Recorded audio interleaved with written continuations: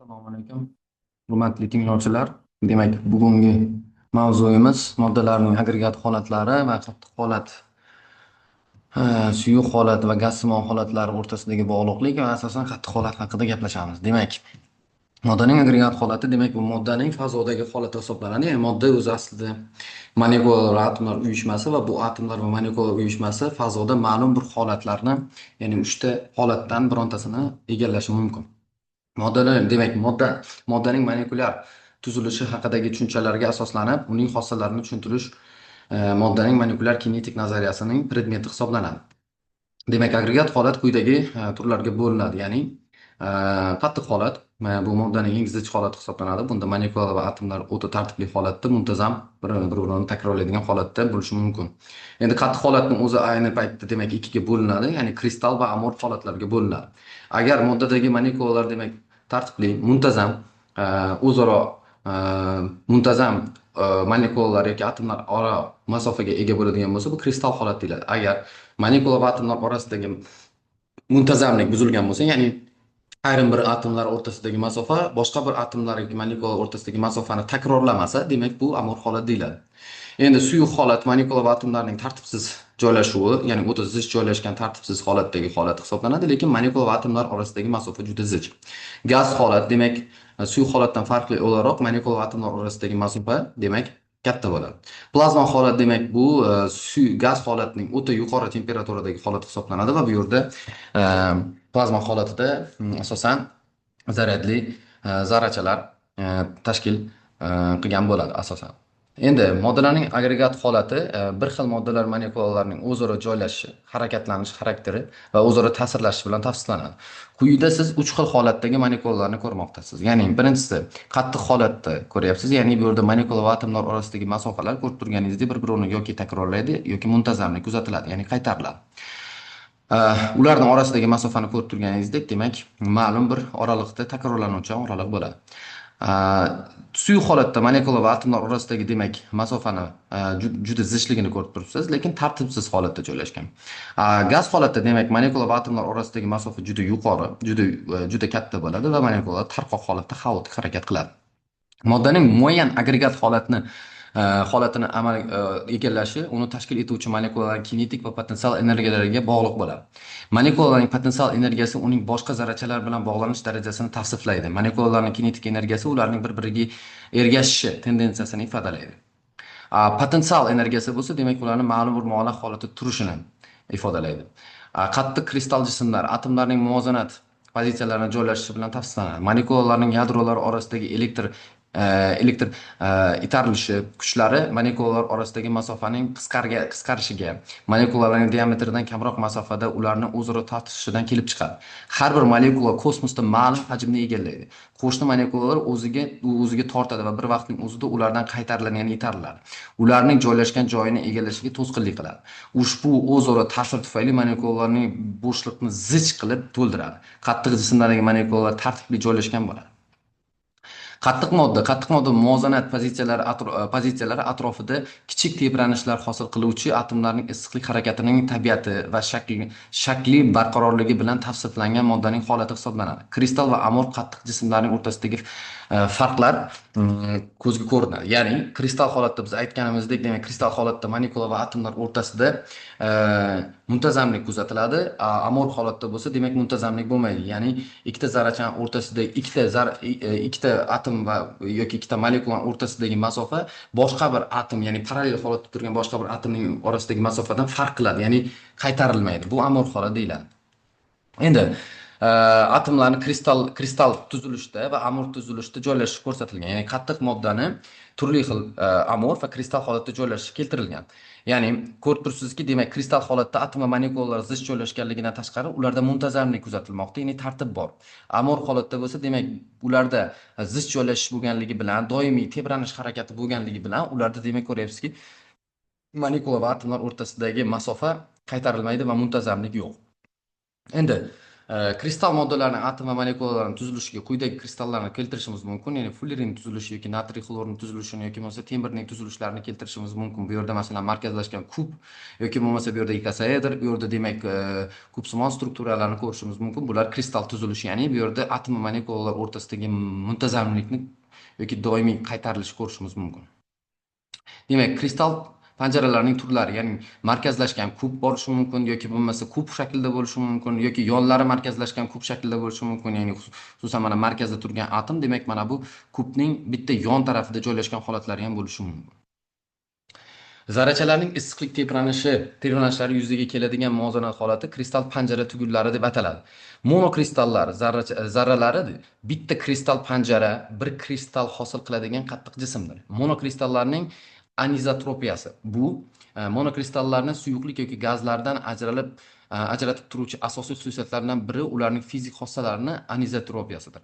Polikristal bu tasodifiy yo'naltirilgan monokristallardan tashkil topgan qattiq jism. Biz kundalik hayotda duch keladigan qattiq moddalarning aksariyati polikristallar hisoblanadi. Ya'ni monokristallarni biz deyarli ko'p kuzatmaymiz. Tuz, shakar, turli xil metall buyumlar, bularning hammasi polikristaldir. Ulardan tashkil topgan o'zaro o'sgan mikrokristallarni tasodifiy yo'nalishi xususiyatlari anizotropiyaning yo'qolishiga olib keladi. Amor holat bu qattiq holatning yana bir turi. Bu qattiq jismlar bo'lib, ulardan faqat atomlarning joylashishining qisqa masofali tartibi saqlanib qoladi xolos. Kremniy yoki bo'lmasa shisha, shakar kabilarni kremniyni masalan molekulalarning kristal yoki amor holatlarini joylashishini ko'rsatishimiz mumkin. Demak, zarracha nafaqat tebranishli harakatni amalga oshiradi, balkim sakrash yoki bo'lmasa sakrashni ham amalga oshirishi mumkin. Bu suyuq fazalarga xos xususiyat hisoblanadi. Vaqt o'tishi bilan barcha amor jismlar kristal bo'lib qayta tug'iladi. Ya'ni qayta kristallanadi. Faqat turli moddalar uchun bu boshqacha. Shakar uchun bir necha oy, tosh uchun esa millionlab yillar kerak bo'lishi mumkin. Ya'ni uni qayta kristallanishi uchun. Juda eski shishani, demak, juda eski shishalar bulutli bo'lib qoladi, ya'ni tut bo'lib qoladi. Chunki unda juda ko'p mayda shaffof kristallar hosil bo'la boshlaydi. Endi amor jismlarning o'ziga xos xususiyatlari ularning demak izotropiyasidir. Ya'ni barcha jismoniy fizik jismlar, demak mexanik, optik va boshqa xususiyatlari tashqi ta'sir yo'nalishida demak mustaqilligini yo'qotadi. Izotrop qattiq jismlarning molekulalari va atomlari tasodifiy joylashtirilgan bo'lib, faqat bir necha zarrachalar o'z ichiga olgan kichik demak mahalliy guruhlarni hosil qiladi. Agar amorf jism qizdirilsa, u asta-sekin demak avval yumshaydi va keyinchalik suyuq holatga o'tib ketadi. Kristal holat demak birdan o'zini bir temperaturasiga yetgan paytda birdan kristallanib, ya'ni kristal holatdan birdan suyuq holatga o'tish xususiyati mavjud. Amor qattiq jismlarning xossalarini quyidagilar. Amor qattiq jismlar atomlarning tasodifiy joylashgan nuqtalari atrofida tebranadi. Ular shakli va hajmini saqlab qolishadi. Ularning zarrachalari joylashishining qat'iy tartibi bo'lmaydi. Doimiy erish harorati yo'qligi, oquvchanlik xususiyati borligi, demak bu asosan amor jismlarga xos. Qattiq jism qizdirilganda muvozanat holati atrofida tebranayotgan molekulalarning o'rtacha kinetik energiyasi ortadi. Molekulalarning kinetik energiyasining ortishi ularning tebranish amplitudasining oshishiga olib keladi. Isitish jarayonida bog'langan energiyaning kamayishi molekulalarning bir muvozanat holatdan ikkinchisiga sakrash imkonini beradi. Natijada qattiq jismning kristal panjarasiga xos bo'lgan zarrachalarning to'g'ri joylashishi buziladi. Moddalarning qattiq holatdan suyuq holatga o'tish fazasi sodir bo'ladi. Endi qattiq suyuq fazaga o'tish jarayonida tizimning simmetriyasi buziladi. Suyuqliklarning demak molekulalarning nisbiy joylashuvi aniq bo'lmaydi. Qattiq moddalarning suyuq holatga o'tishi demak suyuqlanish deyiladi. Gaz holat demak fransuzchada gaz, yunonchada haos ma'nosini anglatadi. Materiya holati bunda gaz bu materiyaning yana bir agregat holati. Bunda uning tarkibidagi kiruvchi atomlar va molekulalar to'qnashuvlar orasidagi intervallari deyarli erkin va tartibsiz bo'ladi. Ya'ni orasida masofa juda katta va vaqt davomida ularning harakat tabiatida keskin o'zgarishlar yuz beradi. Ya'ni ular xaotik, ya'ni ma'lum bir tartibda oqmaydi yoki bo'lmasa o'zgarmaydi, balkim tartibsiz harakat qiladi.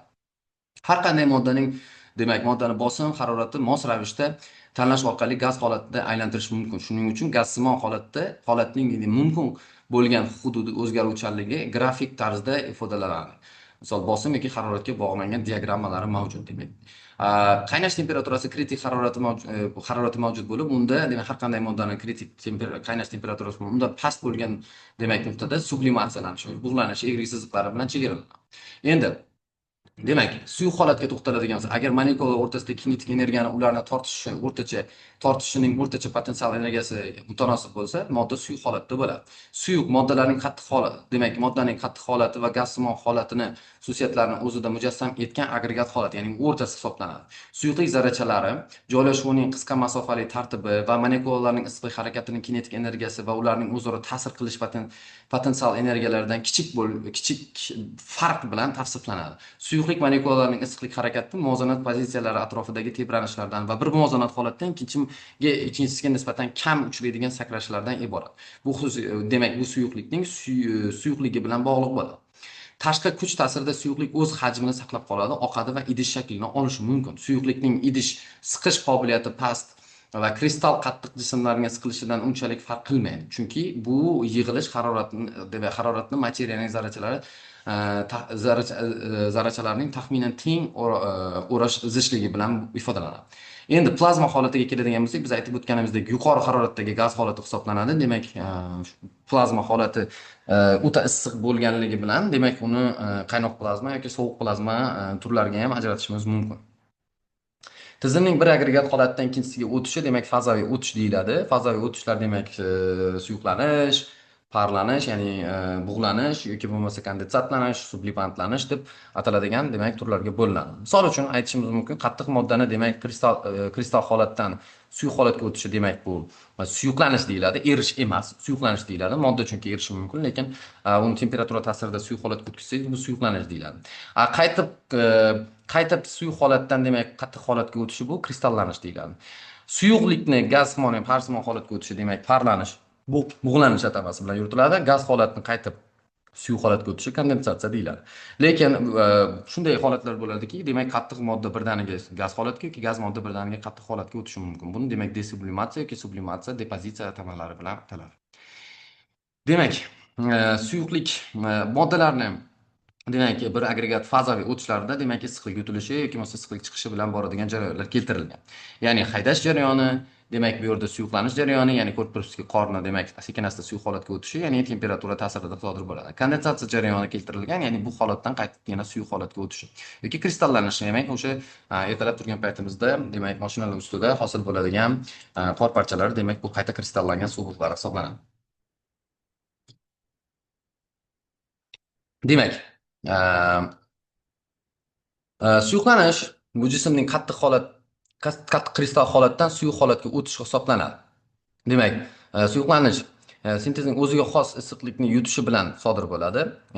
Suyuqlanish bu jismning qattiq kristal holatdan suyuq holatga o'tish hisoblanadi. Endi bug'lanish bu, demak, moddani suyuq holatdan gaz holatga to'g'ridan-to'g'ri o'tish hisoblanadi. Bug'lanish har qanday holatda sodir bo'lishi mumkin. Ya'ni, masalan, suvni oladigan bo'lsak, u doimiy bug'lanib turishi mumkin. Ya'ni, agar juda ham tez bug'lanish bo'ladigan bo'lsa, aytishimiz mumkinki, qaynash sodir bo'ladigan moddalar, demak, juda jadal bu holatga o'ta boshlaydi. Endi ionlanish bu neytral atomlar yoki molekulalardan ionlar hosil bo'lish jarayoni hisoblanadi. Atom yoki molekula elektron ionlanish potensialiga teng potensialni to'siqni yengib o'tishi uchun yetarli energiyaga ega bo'lganda musbat zaryadlangan ion hosil bo'ladi. Endi sublimatsiyalanish, biz aytib o'tganimizdek, demak, bu qattiq holatdan birdaniga gaz holatga o'tish, ya'ni bitta agregat holatni tashlab, uchinchi agregat holatga o'tib ketish jarayoni sublimatsiyalanish deyiladi. Teskari sublimatiyalanishga teskari bo'lgan jarayonda bo'lsa, desublimatsiyalanish jarayoni deyiladi. Demak, bugungi leksiyamiz shu bilan o'z nihoyasiga yetdi. Hammaga rahmat. Salomat bo'ling.